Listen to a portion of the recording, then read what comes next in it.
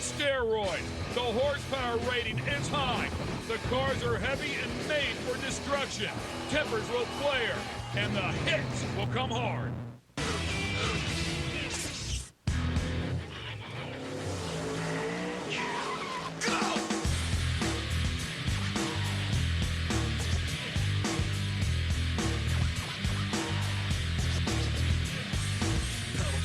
Got it tacked up, and if you get too close, you're getting cracked up. Stone cold when I roll, coming out of the hole. Get back, cause I'm out of control.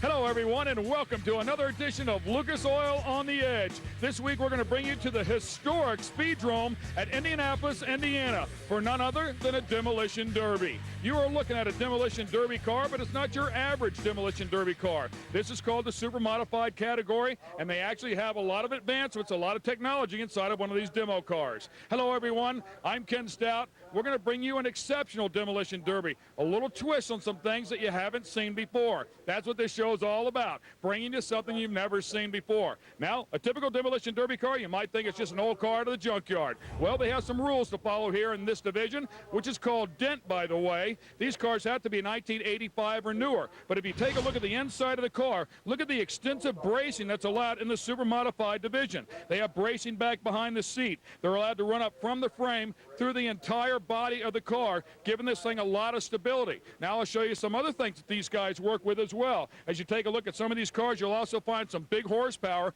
some of them upwards of 450 horsepower. But what do? They have to keep moving. If you stop moving, you're out of the competition. So some of the things that they do is they'll run space savers. You'll see this particular car has dualies on it, and you'll also see them tucked in way deep inside of the body. That's because if somebody runs to the side of this tire, the inside tire is still working. They cool down the transmissions. They snub off the rear of the cars. They've done here to give a little more stability and use the thick part of the frame that's underneath it. There's a lot that goes on here. It's not an average junk car. Nope. These guys want to win. Everybody's passionate about what they do. The cars actually look phenomenal when it comes to demolition derby. But Dent also has another twist. And with more on that, let's send it to my colleague, Ted Brunson. That's right, Ken. It's called the Enforcer. Now, there is a reason for this 4-ton piece of machinery out here. There's $10,000 on the line out here tonight at this Dent event. And you know what? You can't have any sandbaggers. You can't have guys just sitting back waiting to get in the finals. Now, in normal demolition derbies, they require an aggressive hit every 60 seconds. Here in Dent, they required every 20 seconds. Now, big bad boy Jason Burke's behind the wheel of this thing. This is a 1969 Chrysler Polara Highway Patrol car. Yes, they have added some beef to it. As they said, 8,000 pounds. It's capable of splitting a bus in half. So if you're sandbagging, if you're hanging back, if you're not aggressively hitting, you have to deal with the Enforcer. Thanks, Ted. Todd DeBay joins me in the booth here, the president of Dent. What are we going to see here? The first heat race, we're about to throw the green flag. What are you expecting? Well, we're expecting a good night tonight, Ken. We got all the stars coming out. You got the 04 national champion, which is Toby Hiley, taking on Robert Stroh, who is our 05 national champion. It's going to be pretty exciting. On board right there with Cindy. Also, Robert, the #1 car, will take us for a ride. You just spoke of him, Robert Stroh, and we'll look for some big hits, and that's what Dent's all about right there. I mean, big-time speed, flying across. There's no mud here to slow him down. And stand on the throttle and just knock the heck out of somebody. Yeah, you got Kevin Moore out there right now. Kevin has always done a good job. I mean, he really pounds it out. He is our Mad Dog winner a couple of years ago. Now we're on board with Troy Wisecup, 4-time Mad Dog winner. This guy's amazing. And talk to me about that Mad Dog, man. How do you get the Mad Dog? Well, the Mad Dog, you just have to be the most aggressive driver out there. You may only last 3 or 4 minutes, but you give the crowd exactly what they want. And these guys will line somebody up in the crosshairs, go all the way across. Man, oh man, and Troy takes a big hit right there. That was amazing. Well, when you're a Mad Dog, everybody else comes gunning for you, too. He'll get back in the action. He has to. These guys are as tough as their cars. Oh, by the way, number 119, we saw him earlier, Robert Charbrough. And these guys actually have the ability of pulling a front wheel back up, even though the ball joint's broke. Well, what they do is they run cable, so if it does pop down, they blow out the ball joint. See, as you can see right there, if he turns, that wheel will come back up. That's amazing. So another one of the tricks that these guys have employed here to stay alive in this very brutal environment. Yep. No tire on that one, baby. Just staying on the throttle. The track taking a beating here, too. Actually, the track doesn't take that much of a beating. It's when you got the rubber spinning it, tearing up the asphalt. That's when you got the problem with it. Here we're back on with Troy again. He's gone to his hand throttle. He's trying to get the car started. What a hit! Man, Troy Wisecup has definitely taken some huge hits here. This is the highlights of Heat 1, by the way. They'll take the top 5. Looks like they're going to throw a red flag here. And we'll send it down to Ted to see if we can get an update here on why the reason for the red flag. All right, Ken, well, it's been red flagged here in the first heat due to a fire. They'll get back to the action in just a little bit. Let me point something out to everybody at home, though. You know what? If you advance to the finals, if you're one of the 5 cars standing, or left running rather, you have to use the same car. Now, the rules are pretty strict. They give you 30 minutes to fix your car, get it back into running order. You only get 5 crew members. You go over the 5 crew members, you are absolutely out. But my question is, how much can you fix on these things? We'll find out in the finals. I'm with you, Ted. It would take an awful lot to get these things fixed up, but that's what these guys do. So we'll watch them in action when we come back. Stick with us. This telecast is being brought to you by Lucas Oil Products. It works. Toyo Tires, driven to perform. And by Dent, Demolition Events National Tour.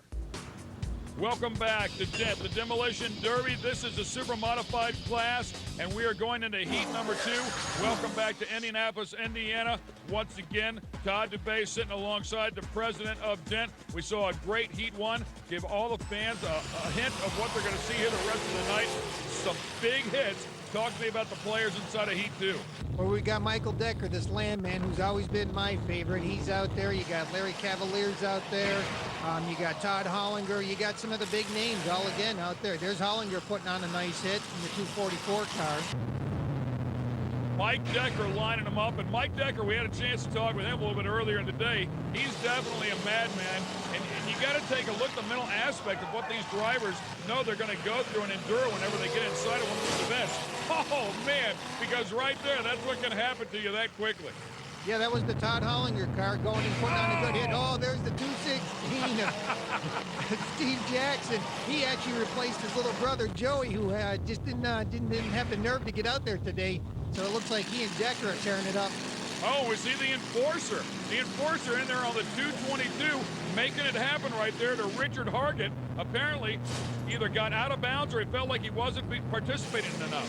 Yeah, the 222 car, he was sandbagging. He wasn't tearing it up like we wanted, so we send in the Enforcer. You don't want to fight, we're going to bring it to you.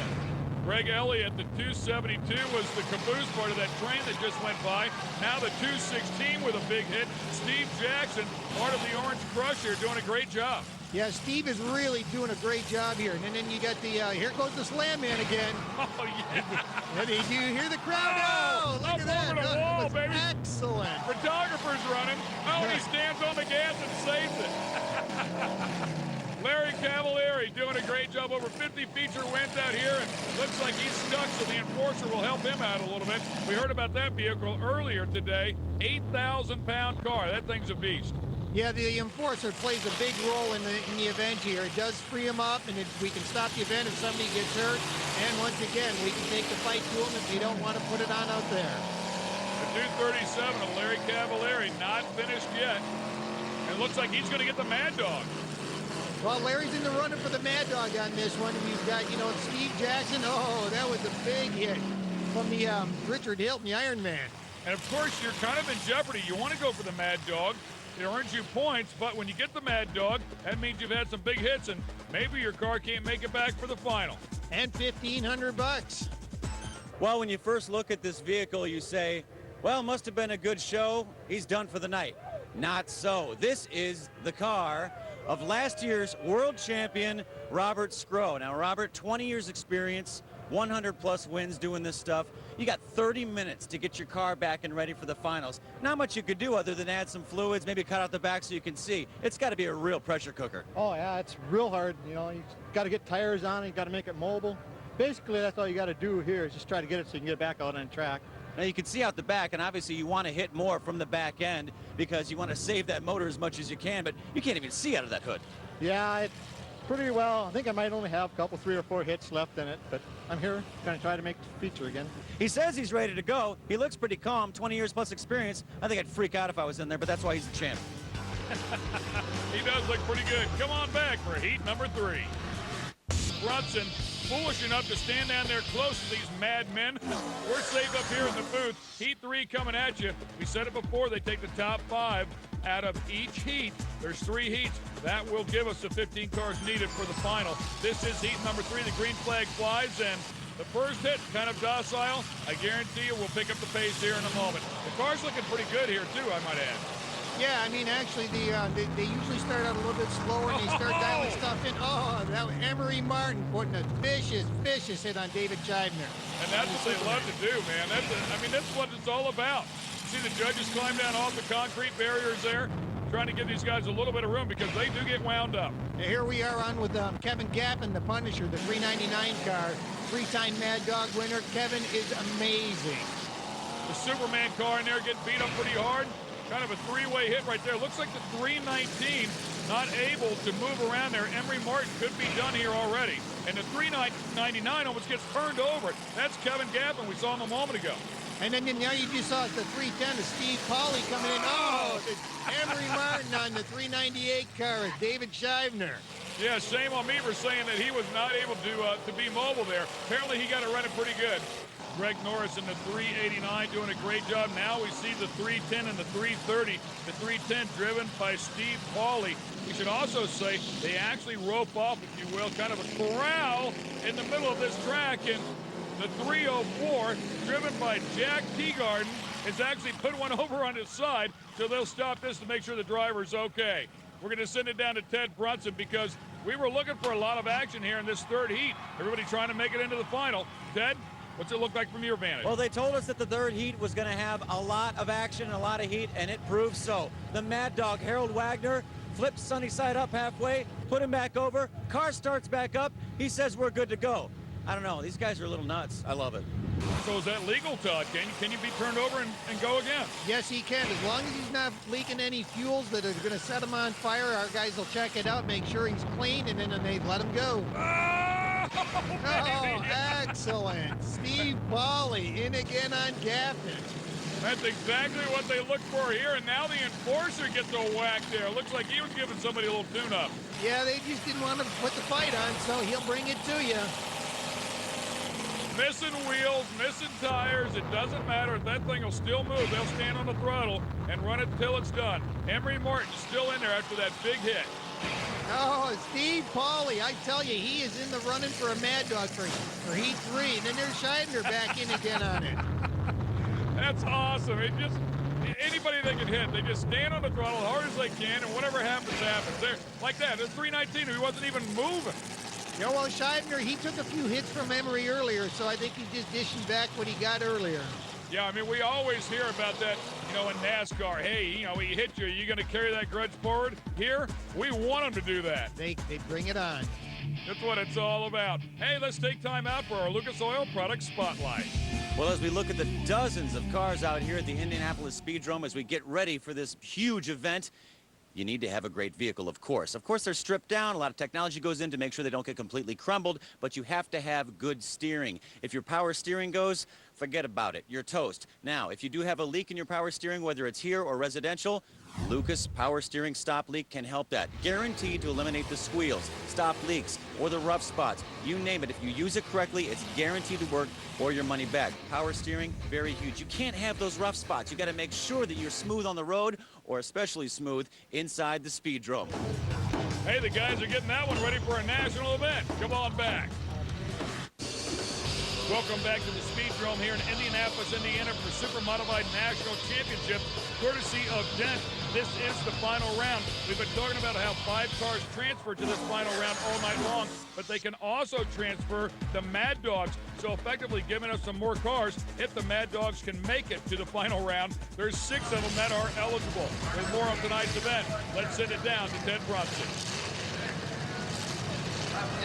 All right, Ken, it's come down to this. We've got 14 cars out here in the final. Now, we could have logistically had 21, but 7 didn't make it. A third are out. 14 cars all mangled and nasty, going for 10 grand. It's going to be interesting. And Todd, as you mentioned this before as well, there are 6 Mad Dog awards that have been given out already. It's tough for those guys to make it back out here, but we do have a couple in the field. Oh, most definitely. I mean, the 310 car is Steve Pauly. You've got Emery Martin out there trying to get the a double Mad Dog. You've never had it happen. It may happen tonight. I'm looking forward to it. As you can see, these cars are already just destroyed. It's tough to just survive your qualifying heat. And then, of course, now you have to come back out here and compete with some of the best in the evening. But we saw them before. I mean, these guys do have their tricks. They do work on these cars. Oh, yeah, it's amazing what they can get done in their 30 minutes that we give them with the 5 crew members. I mean, they'll change a rear end, they'll put in a new carburetor, whatever needs to be done.